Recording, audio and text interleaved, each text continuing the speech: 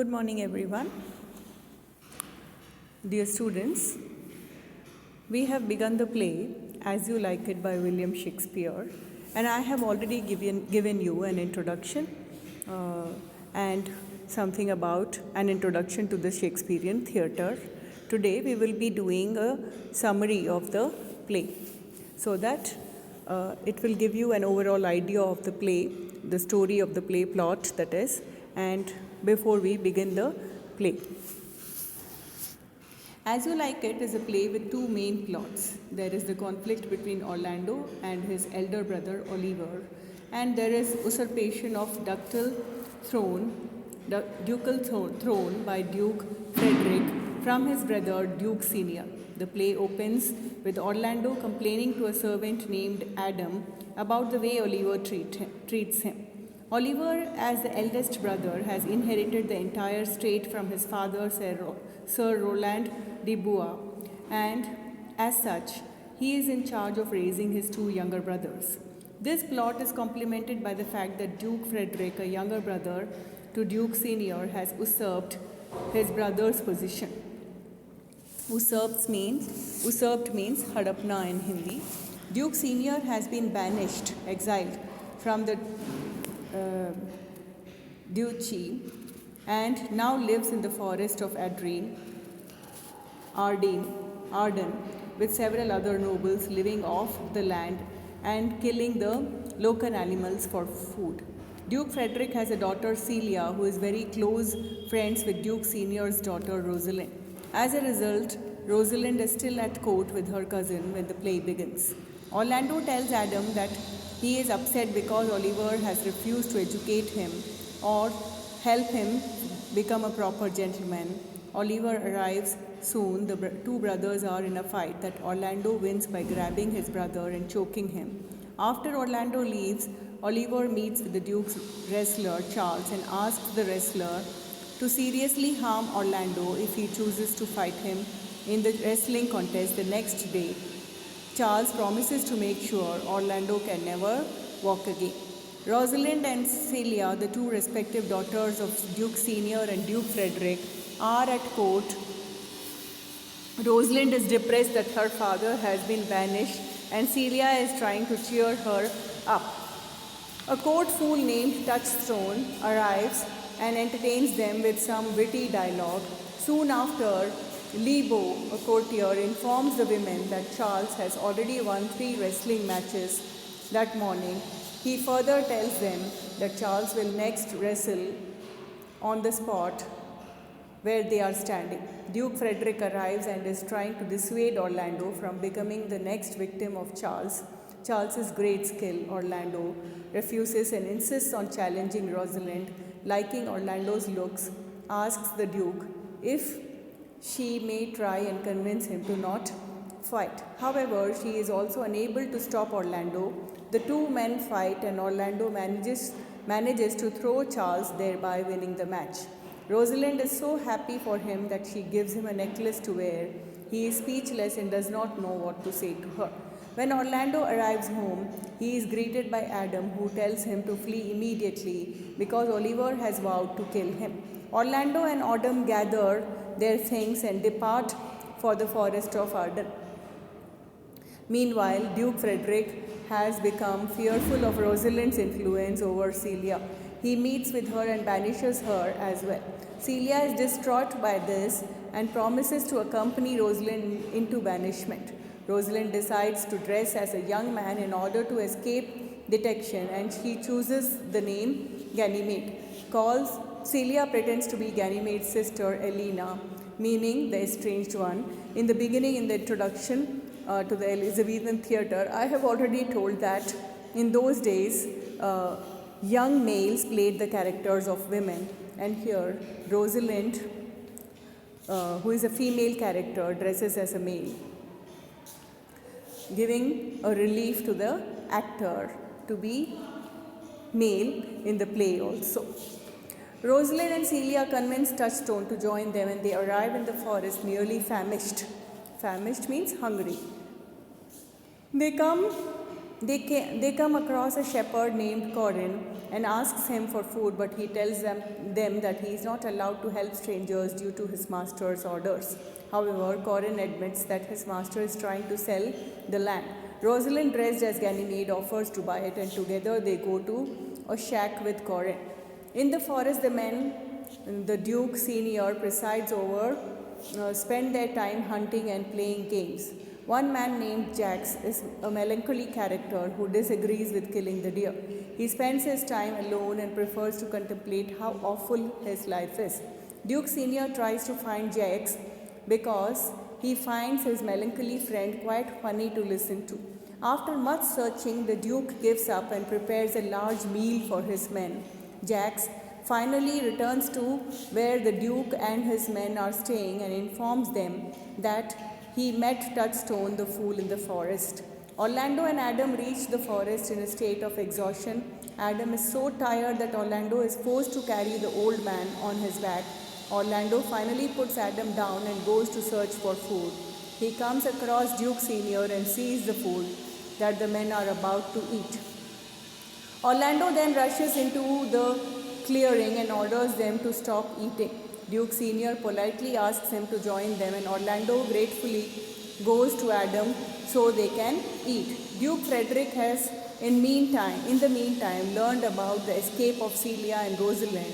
He learns that the two women were obsessed by Orlando and concludes that they must have run off with Orlando. Frederick makes Oliver show up at court and demands to know what happened to Orlando. Oliver cannot tell him since Orlando has run away, but Duke Frederick orders Oliver to find his brother and confiscates all of Oliver's land until he does so. Oliver dejectedly prepares to go into the forest in search of Orlando. Having joined the Duke's men, Orlando now spends his time writing poetry to Rosalind. He carves his name into all the trees and hangs his poem on the tree branches. She comes across the writing and reads some of it. Touchstone also has found the poems and he mocks the poor style in which they are written. Rosalind is embarrassed by the fact that her name is appearing wherever she looks and asks Celia if she knows who is doing this. Celia tells Rosalind that it is Orlando. At that moment, Jax and Orlando enter, forcing Rosalind and Celia to hide. Jax urges the younger man to stop putting his poems on all the trees. Rosalind, excited by seeing Orlando again, emerges, still pretending to be Ganymede, a boy that is, and greets him. Rosalind informs Orlando that she can cure him of his love. He does not want to be cured but agrees to try out her remedy. She makes Orlando pretend that she is Rosalind so he may woo her. The joke, of course, is that she really is Rosalind disguised as Ganymede. Touchstone has meanwhile fallen in love with a goatherd named Audrey.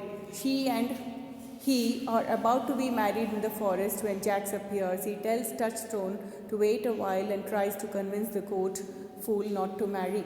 Rosalind and Celia go to a spot where Orlando agreed to meet them for the last time they spoke with him. Corin arrives first and tells Rosalind that there are two lovers she should see. She goes with him and watches as Silvius tries to woo Phoebe, a young shepherdess who scorns his love. Rosalind gets fed up watching them and emerges from her hiding spot. She tells Phoebe that she should be begging a man as kind as Silvius to marry her. You are not for all markets. Phoebe immediately falls in love with Ganymede, Rosalind in disguise, in spite of the harsh words that Rosalind is saying to her. After Rosalind leaves, Phoebe and Silvius both suffer from being in love with someone who scorns their love. Phoebe then convinces Silvius to write a poem with her so she can send it to Ganymede. Rosalind and Celia return to their spot to wait for Orlando, who arrives nearly an hour late. Rosalind chides him for his tardiness, accusing him of not really loving her. He now pretends that Ganymede is Rosalind and starts to woo her. Rosalind plays with him a little and tries to teach him the proper way to win her heart. She further tries to make Orlando realize that she is not perfect and will have some flaws when he meets her. They agree to meet again later that day. Celia accuses Rosalind of misusing her sex by playing with Orlando the way she just did. Rosalind and Celia return to the same spot and wait for Orlando again. He is late for a second time and Sylvius arrives first. He presents Ganymede, that is Rosalind, with a poem from Phoebe claiming he never helped her write it. Rosalind does not believe him but opens the letter and reads it. Sylvius is crushed when he realizes that Phoebe tricked him into delivering a love letter rather than a letter expressing anger at the way Ganymede spoke to her. Sylvius leaves and Oliver arrives with a bloody handkerchief. Oliver first ascertains that Celia and Rosalind are the two people he was sent to find. He then tells them that Orlando has sent the bloody handkerchief along with an excuse for being late. Oliver tells them that Orlando came across him sleeping under a tree. A snake was curled around Oliver's neck and about to enter his mouth when Orlando scared it off. Next, a large lioness emerged and was about to attack Oliver when Orlando started to fight with it. Orlando killed the lion but was wounded in the process. Oliver, realizing his younger brother saved his life, immediately recanted his hatred and they were reunited as friends.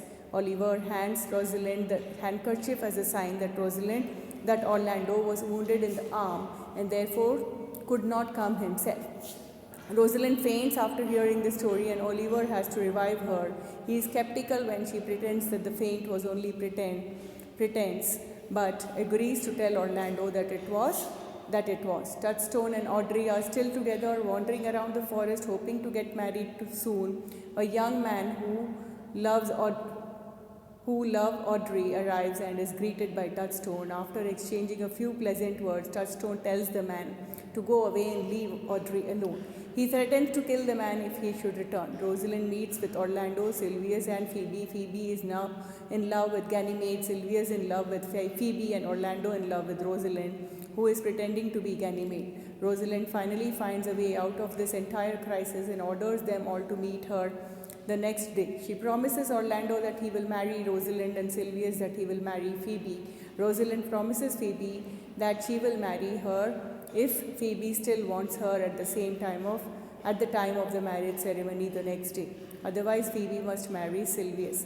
Everyone gathers the next day, including Duke Senior and his men. Rosalind arrives and makes all of the lovers reaffirm their promises and vows. She and Celia then leave and change back into women. Rosalind re-emerges as Rosalind and Celia as Celia. Orlando is overjoyed, but Phoebe realizes that she must now marry Sylvius. Meanwhile, Celia and Oliver have fallen in love and plan to get married as well. Lastly, Touchstone and Audrey arrive. The Hymen, the god of marriage, performs all 4 ceremonies. Jax, the melancholy character, comments that it is like watching the couples he led into Noah's Ark 2 by 2 in the last moments of the play. The brother to both Orlando and Oliver arrives. He informs them that Duke Frederick met a holy man and converted to a religious life. In the process, Duke Frederick returned to the duchy and to his brother Duke Senior and abdicated his position. This happy ending means that Orlando is the heir to duchy.